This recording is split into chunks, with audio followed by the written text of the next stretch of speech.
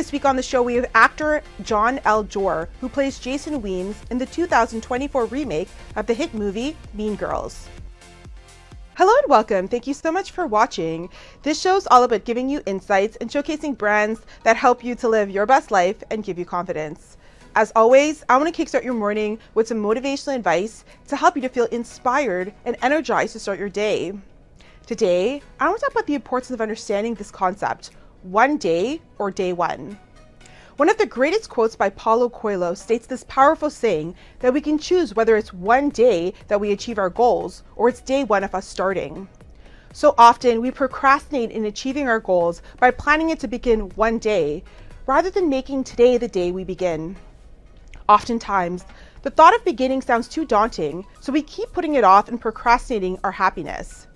But what's worse? Being stuck in a rut, never beginning, and always wondering what if, or rather, making it day one of beginning to accomplish all the goals you've always wanted to do.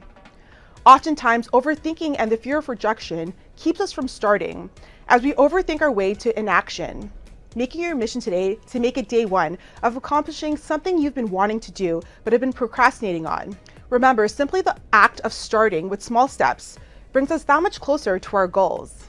Make today the day rather than someday.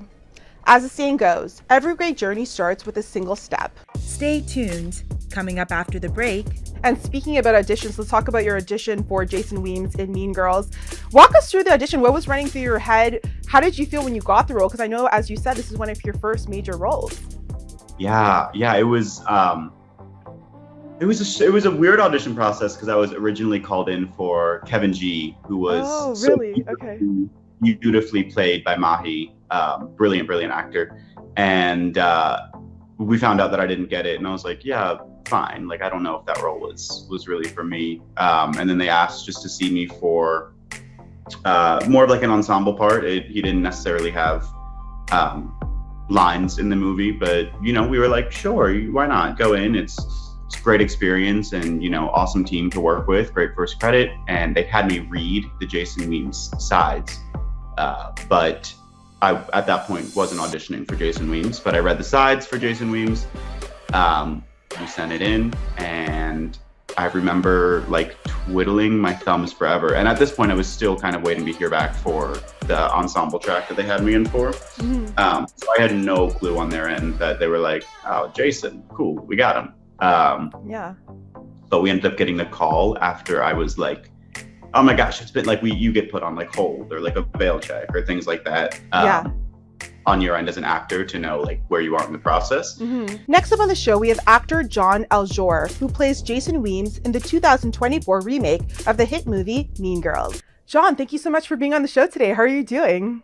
Oh my gosh, thank you so much for having me. I'm doing great. It's finally sunny in New York, so I'm loving it. Very nice. I can't say the same in Canada. It is pretty cold, but we're getting there. We're getting there. Before we get into your success with Mean Girls and your character, Jason Weems, let's take it back to the beginning. I know that you wanted to originally be a doctor, but then you followed your passion for musical theater. So tell us about that time. Yeah, I think it was like a quintessential kind of immigrant child path that I took. So yeah, in high school, I was just super into science and biology and, books. And I was going down that path, did this little like shadowing program at Johns Hopkins the summer before I graduated. And then I think in the middle of that, something just kind of clicked. And I was like, whoa, this is, whoa, I like really have to do it if I'm going to do it. And I just remember talking with my mom, and luckily, I have very, very supportive parents, and she was kind of just saying the whole idea of don't look back and say what if, and so kind of last minute I just applied to musical theater schools and just kind of hoped for the best, and it ended up working out. Yeah, it definitely did. I feel like musical theater is something that is very difficult because you definitely can't be shy in that. You really have to immerse yourself. So tell us about, for you, like, were you ever shy growing up, or how did you kind of, get out of your comfort zone? Oh Lord, not at all. No. Probably still. I'm an oversharer kind of extroverted person. Oh, okay, interesting. Yeah, no. As a child, I was definitely the one where the teachers were like writing on the report cards, like "a pleasure to have in class." That kind of kid who Yeah. I think was just that's just a nice way of saying that I talk a lot. So it was yeah. I was never really like a shy child, but musical theater is definitely one of those things where you have to kind of dive all in, and I think that was a part of school in my training that I was maybe new to. I was like comfortable, Yeah. talking and public speaking and stuff, but the idea of like allowing yourself to be weird or like be embarrassed or do something without fear of judgment, yeah, that was a big shift when it came to the acting world for me. Yeah. And Mean Girls is not your first time working with notable actors. I know that you worked with Tina Fey, Christopher Walken. So tell us about some of the notable roles you've been in. Yeah, so Mean Girls was it was my first movie, but yeah, I had worked with some people before. So a month or two out of college, I did this beautiful play called "Tell Them I'm Still Young." It was written by Julia Doolittle and directed by Maya Drellis. It was at New York Stage and Film with Michelle Pock and Andre Brower, and it was just like the craziest kind of first, or it was my second job out of college. It was the craziest like second job out of college I could have imagined, just acting across these like legends. Hmm. And then ended up booking a lot of off Broadway shows, and through that kind of I've worked with Catherine Gallagher, Zoe Lister Jones, Michael Esper, but yeah, and Christopher Walken. That was a crazy Yeah. one. I did an episode of The Outlaws, which I Very don't know when nice. it's airing. Who knows? But it'll show at some point, and I'm there. Mr. Walken himself. Yeah, but Mean Girls was a crazy, crazy set to be with all those people. They were insanely talented. And talking about epic experiences, I know that you were also on American Idol. So tell us about that experience. Yes, yeah, yeah, yeah. That experience was so wild. I've met some of the nicest people from that show and made some like insanely beautiful relationships that were cultivated there. It was a strange kind of like week process of going to Vegas and doing the TV audition and stuff, and they flew me out and put me in a hotel, and it was very, very beautiful. Very appreciative of that staff and the producers, who I'm still in touch with, which they are very, very nice. But yeah, that process was a lot of kind of like TV and film, which like it's kind of like sit around and wait, and then you do something. There's a saying for that. I'm forgetting what the saying is. Those are the Hurry up. worst when you're waiting for the audition, right? Because the nerves just keep building and building, and then you have to go in. Absolutely, and you don't exactly know when you're auditioning either, which is Yeah. kind of that's the scary part for me. Is I want to make sure I'm like warm and like my voice is working. I want to have like sung through the song a time or two, but it was kind of like, and you're going, and whoa. But some of the kindest, most talented people I met there. And speaking about auditions, let's talk about your audition for Jason Weems in Mean Girls. Walk us through the audition. What was running through your head? How did you feel when you got the role? Because I know, as you said, this is one of your first major roles. Yeah, yeah, it was a weird audition process because I was originally called in for Kevin G, who was Oh, so really? Okay. beautifully played by Mahi, brilliant, brilliant actor. And we found out that I didn't get it, and I was like, yeah, fine. Like I don't know if that role was really for me. And then they asked just to see me for more of like an ensemble part. He didn't necessarily have um, lines in the movie, but we were like, sure, why not? Go in. It's a great experience, and awesome team to work with. Great first credit, and they had me read the Jason Weems sides, but I at that point wasn't auditioning for Jason Weems, but I read the sides for Jason Weems. We sent it in, and I remember like twiddling my thumbs forever. And at this point, I was still kind of waiting to hear back for the ensemble track that they had me in for. Hmm. So I had no clue on their end that they were like, "Oh, Jason, cool, we got him." Yeah.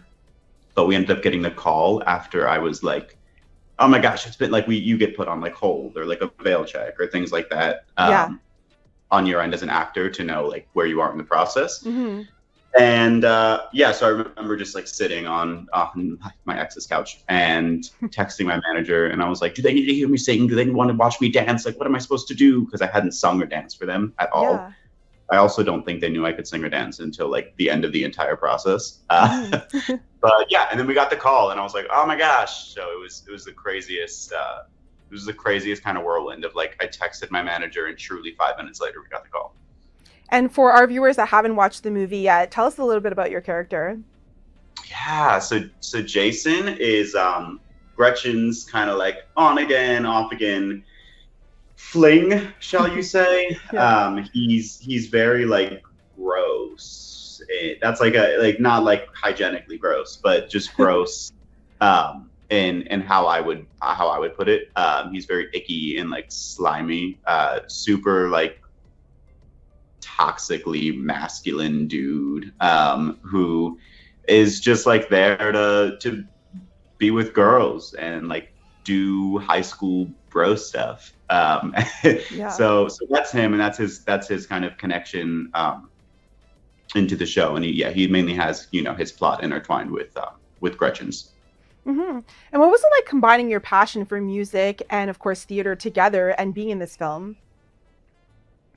It was something I think that I was used to on stage. So I was a little more understanding of the process of a musical. Mm-hmm. When a little bit like new territory to me was the idea of it being a musical movie. Mm-hmm. And so the movie part was kind of like strange to me, but the idea of it being a musical was actually super, super comfortable with what I am used to. But also with that said, I didn't necessarily have to sing or dance in this at all. So Yeah. It was super, super chill. It was a pretty good like straight acting track. Very, very nice. And I know aside from acting, you're also a music teacher and you're helping others. So tell us about that role. Yeah. So I teach voice. So I have my own voice studio. And yeah, that all kind of also happened at Penn State, where I went to college. I remember interviewing because there's during the college audition process, you do like you sing and you dance and you blah, blah, blah. And then if they want to interview you, then you do like an interview. And I remember in my interview saying that I really enjoyed the school because it was it had a great MFA program for musical theater voice pedagogy. And that was kind of me like being able to blend my science passion and my art passion. And so, yeah, I should also probably explain what that is, huh? It's basically like the science and teaching of voice.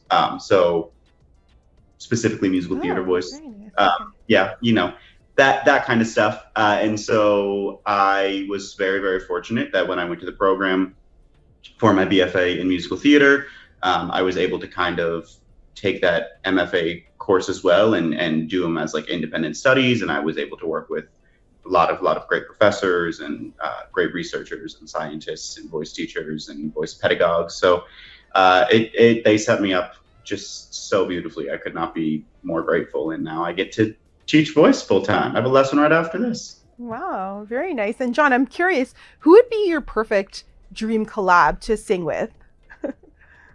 Oh my gosh. We're going to put it out in the universe so it happens. To sing with. Oh my gosh. Oh, it totally depends on like the moment that I'm in. I feel like I can't go wrong with like Brandi Carlile. I think Brandi Carlile is just such a beautiful artist. Also, like, who doesn't want to sing with like Beyonce? I feel like that would be so Of course, yes. I think a Harry Styles moment could be really fun. We could just be like little tatted dudes on stage. I can see that. You have the hair going on too, both of you. And someone call his people. That's all I'm saying is call his people. But yeah, oh my gosh, there's so many people that I would just be starstruck to create music with. I think it's such a beautiful collaborative process. And John, I created my platform to inspire, to uplift, to really showcase that anything is possible if you have a dream and a vision, and of course, the determination. So I want to ask you, what are some barriers that you face when getting into this industry, and how did you overcome them? And what advice would you have for someone else that is maybe struggling to make their dreams come true? They're putting in the work, but they're not seeing results. What would you say to them? Yeah. I mean, I think the first thing I would say to them is that there is something that you can provide that no one else is able to provide. And so whether that comes with a singular job, every 6 years, or it comes with a job every week, there's something that only you have that no one else can do. And so there's no need to, and this is very much easier said than done, but there's no need to harp on the fact of like not getting something. Because there are so many factors. I wish I knew this going into the industry. And you do know it as an actor, and you figure it out in college, but you don't really know it until you're in the nitty-gritty of like, final auditions, like lots and lots of final auditions, and you find out, someone got it because they know the producer, or someone got it because they're a bigger name pull, or someone got it because it reminded them of their ex-wife, like it's, it's things that you can't control. Yeah. And so just getting a callback is such a win. And I think I'd be, silly to not point out kind of the racial factor that does go into acting and the career of that. And I think that's a platform I stand and speak very loudly about. And so I don't want to shy away from that. I think, going into the industry as an actor of color, as a queer actor, is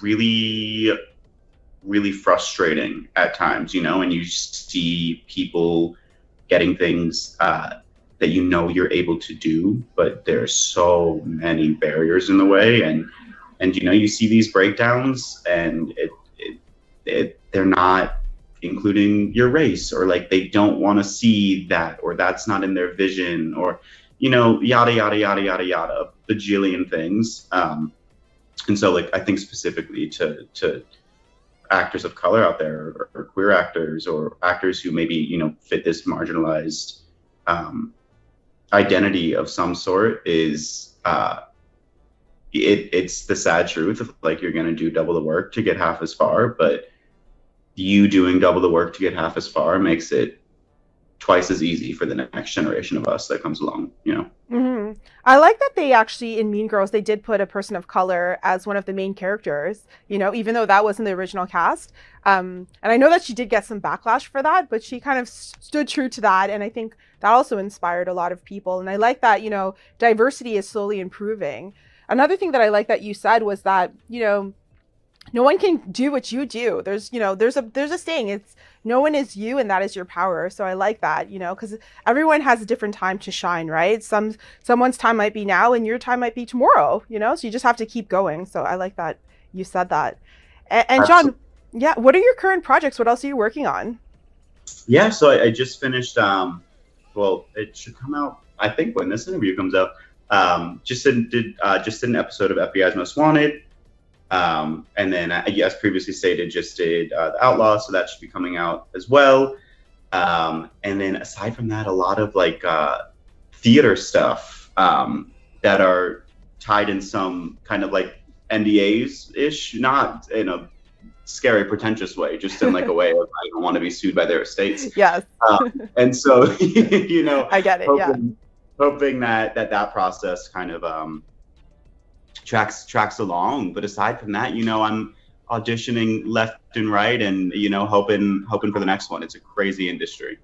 It is. Well, John, thank you so much for being on the show today. Congratulations on all of your success, and we can't wait to have you back on the show to hear your next projects. Oh my God, thank you so much for having me. I had a blast. Tag TV is available on Roku, Amazon Fire TV, Apple and Android TVs, as well as on Apple and Android phones. Watch us live through YouTube and Facebook.